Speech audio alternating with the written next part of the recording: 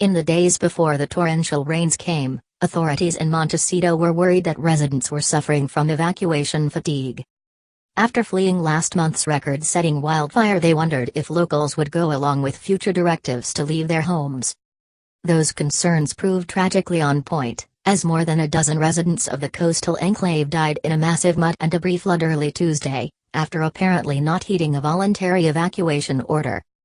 Now a community better known as a sunny vacation retreat and the home of celebrities like Oprah Winfrey and Lowe is facing its second disaster in a month, little more than a month after last month's Thomas fire. And it's a recovery that could be made more difficult because many of the residents who lost their homes likely did not have flood insurance, according to a local expert. "This is most catastrophic thing we have been through," said Kaylee Mayan Herrick, a local realtor and editor-at-large for the Montecito Journal. "People have lost loved ones or had them go missing. It's heartbreaking. It's just shattering." A map shows that the Santa Barbara County Fire Department made areas north of Highway 192, also known as Valley Road, mandatory evacuation areas. That is in the upland sections of Montecito, closer to where the Thomas fire cut a resolute path that would see it burn a total of more than 280,000 acres, the largest wildfire in California history. Areas closer to the coast, and further from last month's fire zone, were under voluntary evacuation warnings, the map shows.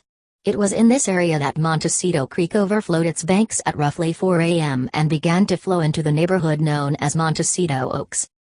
Olive Mill Road, close to the creek, turned into a river, delivering tons of water, mud and debris south toward Highway 101, according to local residents. By daybreak, the state's main coastal freeway was rendered impassable, filled with mud, stray cars, boulders and hunks of ravaged homes. The debris flow pushed into the garage and lobby of the signature Montecito Inn, the hotel with a red terracotta roof that is a landmark on Coast Village Road. The street of small boutiques, brasseries and wine shops constitutes Montecito's downtown.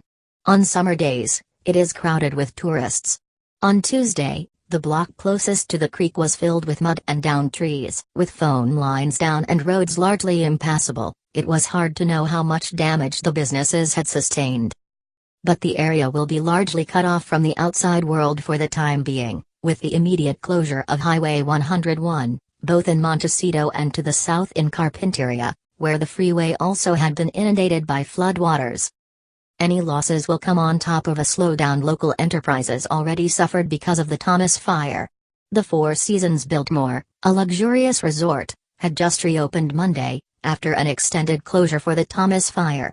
The historic hotel is located on Butterfly Beach, where the debris flow from Montecito Creek finally reached the sea.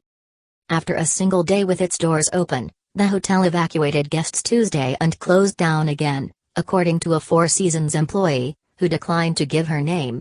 Some guests were moved to another Four Seasons property in Westlake Village, inland and well away from the floodwaters. There was no indication of when the Biltmore would reopen. Just to the south of the hotel, workers have been rebuilding a new iteration of another landmark hotel, the Miramar. Locals said it appeared that the Miramar property had not suffered any damage, though they expected construction to be slowed by the damage to the surrounding neighborhood and roads. Herrick said homeowners in Montecito Oaks, where houses can range from $1.2 million to $4 million and more, also may face challenges in rebuilding.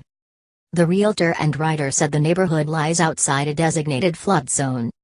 Said Herrick, most of those homes, I would say, do not have flood insurance.